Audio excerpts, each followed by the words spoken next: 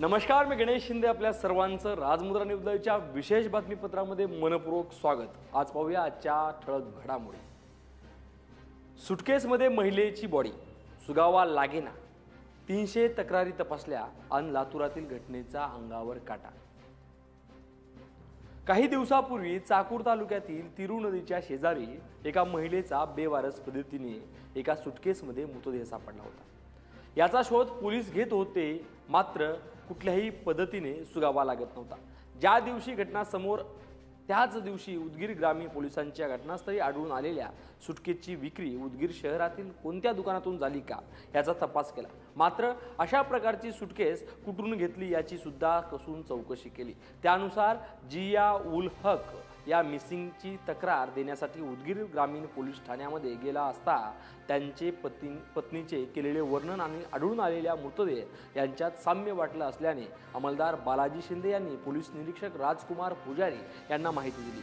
शिवाय 20 ऑगस्टला पत्नी मिसिंग असेल तर 3 सप्टेंबरला तक्रार कशी दाखल केली यावरून उडवाउडवीची उत्तरे देणारा जिया उल हक हा पोलिसांच्या जाळ्यात सापडला आणि पोलिसांनी खाक्या दाखवताच त्यांचे सर्व घटनाक्रम सांगितला आणि जिया उल हक याने आपल्या साथीदारासह स्वतःच्या पत्नीचा गळा दाबून खून केला आणि मृतदेह तिरू नदीत फेकून दिल्याचे समोर आले. गोपनीय शाखेच्या पोलिसांनी खाक्या दाखवताच घटनाक्रम समोर आला. मात्र कोणतेही ठोस पुरावा नसताना स्थानिक गुन्हे शाखा, वडवणा पोलीस ठाणे आणि उदगीर ग्रामीण पोलीस ठाण्यात पथकाने जी कामगिरी केली त्याचे सर्व स्तरातून कौतुक होत आहे. मराठ्यांच्या आड आला तर सुट्टी नाही, मनोज जरांगेंचा धनंजय मुंडे यांना थेट इशारा. त्याच्यावर बोलणं म्हणजे 1.5 वर्ष वाया झालं कामाला. मग गुरु असं घेऊ त्यामुळे त्याच्यावर बोललं नको. ते बोलायचं कामाचं नाही. ते पण हे आडनाव न लावण्याचे याला जबाबदार कोण आहे? घटनेला त्यानेच सांगितलं कोणी त्यानेच सांगितलं कोणी ही नामस्की ओढली त्यांनीच सांगितलं. पण मी त्याच्यावर बोलतच नाही. त्याच्यावर बोलणार नाही. आम्हाला देणं घेणं नाही. आड आला ना मग सुट्टी नाही. तू तुपलं तिकडे राजकारण कर, मजा कर. मराठ्याला फक्त त्रास द्यायचा नाही. मग ते तुमचं लक लाभ तुम्हाला, मजा करा. आम्हाला देणं घेणं. मराठ्याच्या वाटा गेले रे बाबा. हा मग सुट्टी नाही. मला ते आता कळालं काल मुंबईत मराठ्याच्या पोरायला कोणी एक जणांनी कोणी त्रास दिला. कोण आंबाडी का काय तो रिलायन्स वाला अंबानी हा त्याच्या सुनानी काय म्हणली जाऊन पोरायला काय मी काय म्हणले असं ऐकायला मिळालंय. मला माहित नाही मला खरं आहे का म्हणजे सून का काय कोण काय पोरायला म्हणले असं काहीतरी. जर का ते खरं असलं ना आंबाडी ना अंबानी भाऊ रिलायन्स नाही फालायन्स नाही मग जेव गेले भेव गेले सगळं. मग तसलं जर काही चाळे केले असले ना सून हे म्हणून त्या बॉडीगार्डनी कुठं लोटालोटी किंवा ती कन बाई तू ती बोलली तर मराठीचा नादी लागायचं ना तुला सांगतो. हो. त्या पत्रामध्ये DYSP अंजना कृष्णाचा अपमान केला नाही असे म्हणत अमोल मिटकरी यांनी अजितदादांची वकिली करत आपली प्रतिक्रिया दिली. पाहूयात नेमकं अमोल मिटकरी काय म्हणाले. कृष्णा ज्या महिला IPS अधिकारी आहेत त्यांच्या कागदपत्रांना तपासण्याचं पत्र मी केंद्रीय लोकसेवा आयोगाला दिलं होतं. अर्थातच मी कोणाच्या कागदपत्रांची तपासणी करण्याचं पत्र द्यावं तो माझा वैयक्तिक विधिमंडळाचा अधिकार आहे. मी विद्यमान विधिमंडळाचा सदस्य आहे. त्या पत्रामध्ये त्या महिलेचा कुठेही अवमान करणं किंवा अवमान केला असेल असं कोणीतरी सिद्ध करून दाखवावं. मी फक्त एवढंच माझ्या म्हणण्याचा अर्थ होता की आपण या राज्यात काम करत असताना एका पदावर असताना जर राज्याचे मुख्यमंत्री उपमुख्यमंत्री वगैरे तुम्हाला माहीत नसतील तर तुमचं काउन्सिलिंग नेमकं झालं की नाही म्हणून जात पडताळ प्रमाणपत्रापासून सगळ्याच डॉक्युमेंटची केंद्रीय लोकसेवा आयोगाकडे मी पत्राद्वारे चौकशीची मागणी केली.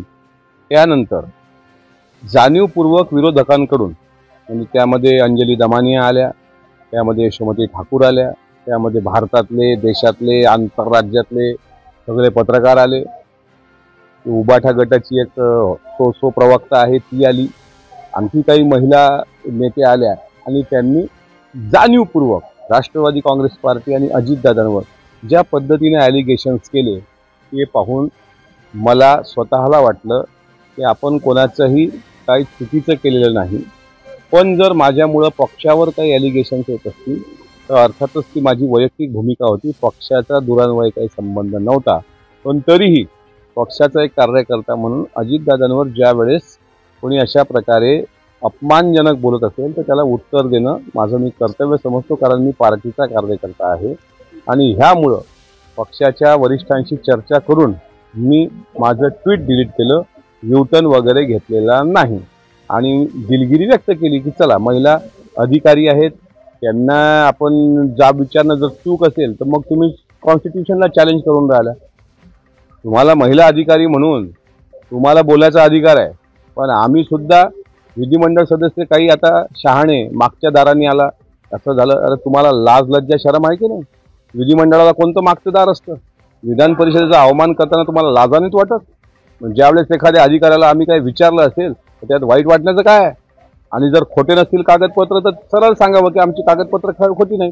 पण तरीही माझी वैयक्तिक भूमिका मी मांडली आणि त्याबद्दल दिलगिरी व्यक्त केली. पण आता हे केल्यानंतरही ज्या पद्धतीनं मला ट्रोलिंग केलं जातंय किंवा ज्या पद्धतीनं ट्विटरवर अनेक वेगवेगळ्या पक्षातले फालतू लोक मला उत्तर देता येतं, पण फक्त अजितदादांच्या वर असलेल्या निष्ठेपोटी मी एक चकार शब्द बोलत नाही, पण मी योग्य वेळी बरोबर ते उत्तर देणार. ओबीसी समाजानं निश्चित राहावं आणि देवाभाऊवर विश्वास ठेवावा असं म्हणत गोपीचंद पडळकर यांनी आपले मत व्यक्त केले. तसेच GR स्पष्ट झाल्यानंतर आमची भूमिका मांडू असे आव्हान देखील ओबीसी समाजाला पडळकर यांनी केले. इंग्रजांच्या विरोधामध्ये बंड करणारे, इंग्रजांच्या विरोधामध्ये लढणारे, भारताचा जाहीरनामा पहिल्यांदा प्रसिद्ध करणारे आणि या देशाच्या स्वातंत्र्यासाठी पहिल्यांदा फासावरती गेलेले नरवीर राजे उमाजी नाईक यांची आज जयंती आहे.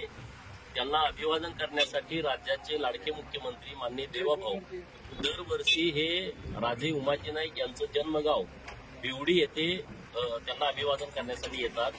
आज माननीय मुख्यमंत्री महोदय राजे उमाजी नाईक यांच्या या पुण्यभूमीमध्ये त्यांना अभिवादन करण्यासाठी येत आहेत. तर या निमित्तानं महाराष्ट्रातील कानाकोपऱ्यातील हजारो राजे उमाजी नाईक यांचे भक्त हेही मोठ्या संख्येनं बिवडीमध्ये आलेले आहेत. खरं तर ओबीसी आरक्षणाचा प्रश्न गंभीर झालेला आहे. ओबीसी समाजाच्या वतीनं मागणी केली गेली होती बारामतीमध्ये की मनोज जरांगे यांच्यावरती गुन्हा दाखल करावा, जर केला नाही तर आम्ही पुरंदरमध्ये मुख्यमंत्र्यांना घेराव घालू. ते सर्व जे कार्यकर्ते उपोषणाला बसले होते त्यांच्याबरोबर काल पोलिसही सविस्तरपणे बोलले. पोलिसांनी त्यांना आश्वासित केलेलं आहे आणि मीही त्यांच्या सर्वांच्या संपर्कात होतो. तर आज माननीय मुख्यमंत्री महोदयांना भेटण्यासाठी ते सगळे कार्यकर्ते येणार आहेत. तर ते शांततेत माननीय मुख्यमंत्री महोदयांना भेटतील. खरं तर मराठा समाजाला आरक्षण दिल्यानंतर तुमची भूमिका काय आहे? कारण खरं तर हाके महाराष्ट्रभर आता फिरून त्याच्या यात्रा काढताय, संघर्ष यात्रा, आणि त्याला विरोध करताय ते प्रामुख्याने. मी सरकारचं पहिल्यांदा अभिनंदन यासाठी करेन की सरसकट ओबीसीतून मराठा समाजाला आरक्षण देणार नाही अशी जी सरकारची भूमिका होती त्यावरती सरकार ठाम राहिलेलं आहे. या महाराष्ट्रामध्ये ज्यांच्या कुणबी नोंदी आहेत त्या मराठा समाजाला ओबीसीतून आरक्षण देण्यासंदर्भामध्ये कुठल्याही ओबीसी कार्यकर्त्याचं, ओबीसी नागरिकाचं किंवा ओबीसी नेत्यांचं दुमत नाही. ज्यांची ओरिजिनल नोंद आहे, जे कुणबी आहेत आणि त्यांना दाखला देण्याच्या संदर्भात कोणाची हरकत नाही. परंतु त्यामध्ये खाडाखोड करणं, त्यामध्ये मागं पुढं लिहिणं, दाखलं मिळवणं, बनावट दाखले तयार करणं या संदर्भामध्ये आमच्या सगळ्यांचा आक्षेप आहे आणि तो आजही आहे, तो उद्याही राहील. आणि उद्या पण कुणी जर अशा पद्धतीनं बनावटगिरी करून जर दाखले कोण काढणार असतील तर त्या सगळ्या गोष्टीवरती आमचा विरोध आहे. ओबीसी समाजाला सर्व माझी हीच विनंती आहे की राज्याचे मुख्यमंत्री माननीय देवाभाऊ या सगळ्या प्रक्रियेमध्ये नेतृत्व करतायत तर ते नक्की ओबीसीवरती अन्याय करणार नाहीत. आणि मराठा समाजाच्या ज्या कुणबी नोंदी आहेत, ज्या मूळ आहेत, त्यांना दाखला देण्याच्या बाबत जर सरकारनं काही नवीन GR काढला असेल आणि त्या प्रक्रिया सुलभ केल्या असतील तर त्याबद्दल आमचा कोणाचा आक्षेप असायचं कारणच नाही. परंतु सरसकट ओबीसीतून दाखले द्या असं जर कोणी म्हणणं मांडत असेल तर त्या म्हणण्याला आमचा आक्षेप आहे. खरं तर काही आता त्या GR दिलाय, मात्र आता GR वरही आक्षेप घेतला जातोय काही जणांकडून की बाबा दिलाय सरकारने, काही जणांची फक्त फसवणूक केली किंवा काही. अरे तो काय ज्याचा आता ज्याची कुणाची भूमिका आहे त्यांनी ती भूमिका मांडावी. परंतु माननीय मुख्यमंत्री महोदयांनी सरसकट जी ओबीसीची मागणी होती त्या मागणीच्या बद्दल त्यांनी स्पष्ट भूमिका घेतलेली आहे की सरसकट मराठा समाजाला ओबीसीतून आरक्षण देता येणार नाही आणि JR ची जी प्रक्रिया आहे की कशा पद्धतीने दाखले काढावेत JR मध्ये त्या नमूद केलेला आहे. तर त्याचा आता अभ्यास वकील पण करतायत, नेते मंडळी करतायत.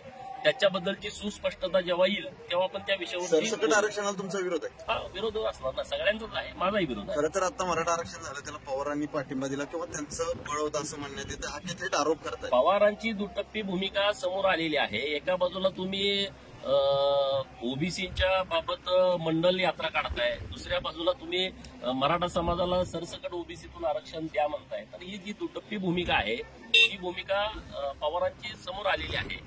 त्यामुळे ओबीसीला मला हे सांगायचं आहे की ओबीसीच्या बाबतीमध्ये आम्ही ठामपणे भूमिका घेतोय. ओबीसीच्या बाजूने आम्ही ठामपणे उभे आहोत. मराठा समाजाला आमचा विरोध नाही. ज्यांच्या मूळ नोंदी आहेत त्यांना दाखले देण्याबद्दल आमची कुठलीही अडचण नाही, आमचं कुठलंही दुमत नाही. परंतु चुकीच्या पद्धतीनं जर कोण करत असेल तर त्याच्यावरती आमचा आक्षेप आहे. आज दिसणार खग्रास चंद्रग्रहण, डोळ्यांनी पाहता येणार असे खगोल अभ्यासक सोमन यांनी सांगितले. भारतीय वेळेनुसार चंद्रग्रहण आज 7 सप्टेंबरला रात्री 11:01 सुरू होईल, पण चंद्राला स्पर्श रात्री 9:57 होईल. म्हणजेच चंद्रग्रहणाच्या मार्गास प्रवेश करायला लागेल. नमस्कार, मी खगोल अभ्यासक डॉ. सोमन. येत्या रविवारी 7 सप्टेंबर रोजी आकाशामध्ये खग्रास चंद्रग्रहण होणार आहे आणि हे संपूर्ण भारतातून दिसणार आहे. साध्या डोळ्यांनी हे खग्रास चंद्रग्रहण आपल्याला पाहता येणार आहे. रविवारी रात्री 7 सप्टेंबरला रात्री 9:57 चंद्रबिंब हे पृथ्वीच्या छायेत येण्यास प्रारंभ होईल, म्हणजे ग्रहणाला सुरुवात होईल. रात्री 11 वाजता संपूर्ण चंद्रबिंब हे पृथ्वीच्या छायेत आल्यानं लालसर तपकिरी रंगाचं दिसेल. नेहमीप्रमाणे प्रकाशित चंद्र दिसणार नाही. रात्री 11 ते रात्री 12:23 ही खग्रास स्थिती आपल्याला दिसेल. साध्या डोळ्यांनी पाहता येईल. पौर्णिमेचं चंद्रबिंब हे लालसर तपकिरी रंगाचं आपल्याला दिसेल आणि रात्री 1:27 संपूर्ण चंद्रबिंब हे पृथ्वीच्या छायेतून बाहेर येईल. त्यामुळे ग्रहण सुटेल. मित्रांनो, हे खग्रास चंद्रग्रहण साध्या डोळ्यांनी पाहता येईल, तेव्हा ग्रहण पाहायला विसरू नका. नैसर्गिक घटना जी आकाशामध्ये घडणार आहे आणि भारतातून ते दिसणार आहे त्याचा आनंद घ्या. दिल्ली येथील लाल किल्ल्याच्याच बाजूला असलेल्या जैन धार्मिक समारंभामध्ये तब्बल 1 कोटी सोन्याचा कळस लंपास झालाय. सुधीर जैन हे सातत्यानं पूजेच्या वेळी सोनं आणि हिरे घेऊन येत होते आणि त्या स्वागताच्या दरम्यान त्यांचा ते लंपास झालाय. त्यानंतर दुसरी एक महत्त्वाची बातमी येत आहे. गिरगाव चौपाटीवरचा गणपती अजून देखील त्याला निरोप देता आला नाही. नेमकं या संदर्भात वेगवेगळ्या चर्चा आहेत आणि त्यामध्ये नेमकं काय अडचण येतात. त्यासोबतच मनोज पाटील जरांगे यांचे आंदोलक मात्र वेगवेगळ्या सोशल मीडियातून बातम्या टाकत आहेत की आम्हाला आमच्या जेवणासाठी नाराज केलं, आमच्यासाठी जेवण बंद केलं, यामुळे असं कुठं होतंय काय, अशा वेगवेगळ्या चर्चेला उधाण येत आहे. त्यासोबत नांदेडमध्ये मराठा सेवा संघ नांदेडच्या वतीनं प्रज्ञा प्रतिभावंताचा सत्कार सोहळा संपन्न झालाय. या सत्कार सोहळ्यामध्ये हजारो विद्यार्थी आले होते आणि त्यांचा मार्गदर्शकाच्या हस्ते मात्र त्याचा विशेष सन्मान देखील झालाय. नांदेडमध्ये श्री गणेश विसर्जनाच्या दरम्यान 2 तरुण बुडून त्यांचा मृत्यू झाला. त्यामध्ये योगेश उबाळे यांचं 17 वर्ष वय होतं आणि त्यासोबतच बालाजी उबाळे यांचं 18 वर्ष होतं. यांची सकस चौकशी ही संपूर्ण टीम करत आहे. या प्रसंगी आमदार बोंडारकर यांनी देखील भेट दिली. गावठी पिस्तुलासह दोघांना पकडले. गावठी पिस्तूल घेऊन फिरणाऱ्या एका आरोपीला विमानतळ पोलिसांनी पकडून अटक केलेली आहे. त्यासोबतच परभणी जिल्ह्यामध्ये ताडकळस आणि चुडावा सर्कलमध्ये चाकूचा धाक दाखवून पैसे, गाडी, मोबाईल अशा प्रकारचं लुटणाऱ्याला देखील त्याच्या देखील मुसक्या आवळून त्याच्यावर देखील कारवाई करण्यामध्ये परभणी पोलिसांना यश आलंय. आजचं बातमीपत्र संपलंय. उद्या देखील भेटू याच वेळेमध्ये. धन्यवाद.